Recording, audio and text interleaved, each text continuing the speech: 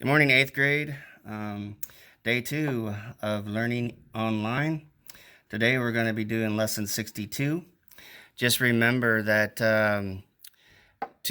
when you get your assignment completed, that you take a picture of it and email it to me at robtevenkamp@trinitylutheranalma.com, or take a picture and text it to me to my phone number 913-704-8845. Just want to keep reminding you to do that so that you don't get too far behind.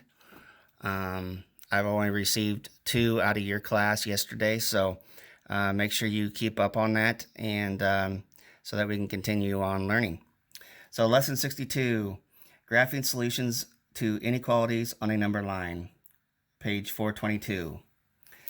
Underneath the new concepts, it reads, Tom is thinking of a number between 1 and 10. Of what possible numbers could he be thinking? We might assume that Tom is thinking of a counting number greater than 1 and less than 10, such as 3, 6, or 7. However, Tom could be thinking of 2.5, or pi, or the square root of 20, because each of these numbers is also between 1 and 10. We can write an inequality to indicate the range of possible numbers. Letting x represent a possible number, we write. Okay, we read this inequality in both directions from x. X is greater than 1 and less than 10. Notice that both the description and the inequality excludes 1 and 10. We can use a number line to graph the possible numbers of which Tom could be thinking. So I'm just going to write that like what they have in your book. You have an open circle at 1, okay? And you have an open circle at 10, okay? Each one of these numbers, 2, 3, 4, 5, 6, 7, 8, 9, represent the numbers between 1 and 10. It is supposed to be between 1 and 10. It excludes 1 and 10, so it has to be between 1 and 10. You leave the circles shaded or open because 1 and 10 are excluded. If they were included, you would shade them in. So if you included 1 and 10, when you graph, they'd be shaded in. Okay? So, example 1.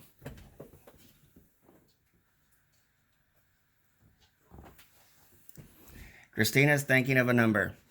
If she doubles the number, the product is greater than 4. Write an inequality for this description. Graph on a number line all the possible choices for Christina's numbers, or number. Okay, so she's doubling it, so we have 2. We don't know what number she's picking, so that's our variable. Okay, and it's going to be greater than the product of 4. Okay, that's why we use multiplication here, because it says product. So that is your equation, or your inequality right there. That means that any number doubled is greater than 4. So if we graph this, okay, you have an open area or open circle at 2, okay, and 2 times any number that she picks is going to be greater than 4. Okay, so then you have your arrow going to the right because it's greater. Turning the page to 424, example 2. Now we're going to be solving the inequality. And the inequality there that they have is 3x plus 1 is less than or equal to 7. Okay? This is just like solving a 2-step equation, but instead of the equal sign, you have an inequality symbol. Okay? So you got to subtract the 1 from both sides. That becomes 6 less than or equal to, or greater than or equal to 3x. So 3x is less than or equal to 6. Now to get x by itself, you got to divide by 3. So then you get x by itself less than or equal to 6 divided by 3 is 2. So you've solved the inequality. Now we got to graph it. Okay? And you have 2 here. You have the circle. It's shaded because it's equal to the line underneath the inequality symbol, equal to. And its x is less than 2. So you're going to go to, the arrow is going to go to the left because it's less than. Okay? Think about that for a minute. So now going on to example 3. Under example 2, it reads, when applying inequalities to situations in the real world, we might be limited to positive numbers or whole numbers, as we see in the following example.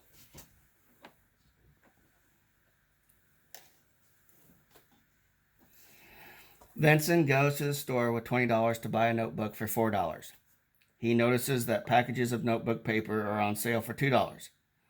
Write and solve an inequality to show the number of packages of notebook paper he could buy if he also buys the notebook, ignoring sales tax. Then graph the solution. So, you're only going to buy one notebook, okay, for $4. And I'm going to move that over on my board so I don't run out of room. Okay. And there's paper on sale for $2. And we have the P there to represent paper. You're going to add that to the notebook. And it has to be less than or equal to $20 because that's how much money he took with him.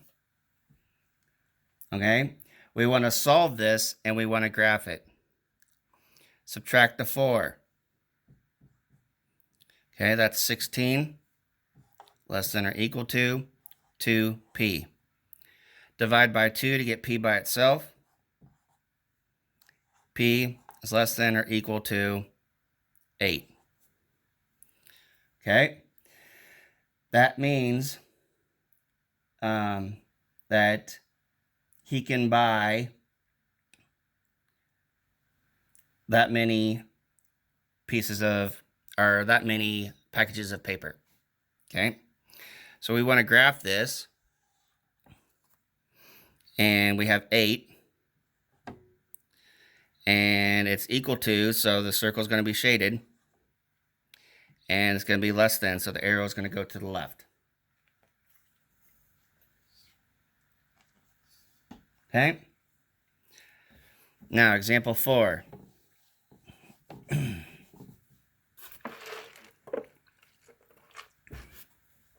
We want to solve and graph the solution. We have 3 less than or equal to x minus 2. We add the 2 to each side. Okay? So we get x by itself is greater than or less than, or I'm sorry, greater than or equal to 2 plus 5, or 2 plus 3 is 5. Okay? So then we graph that, and we have 5. Circle is shaded because it's equal to, and x is greater than or equal to 5, so you're going to go to the right. Okay?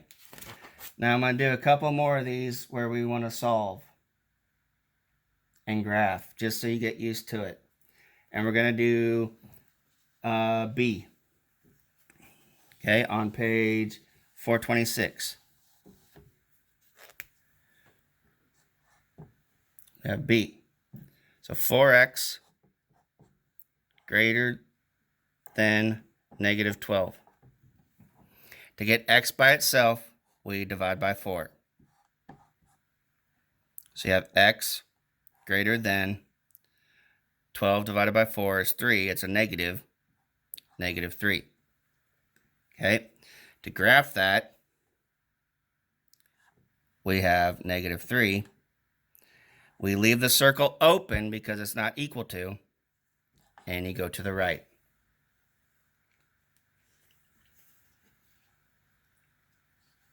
Okay, that concludes our lesson today.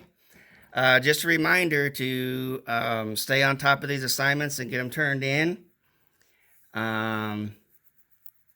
And I hope everyone stays healthy.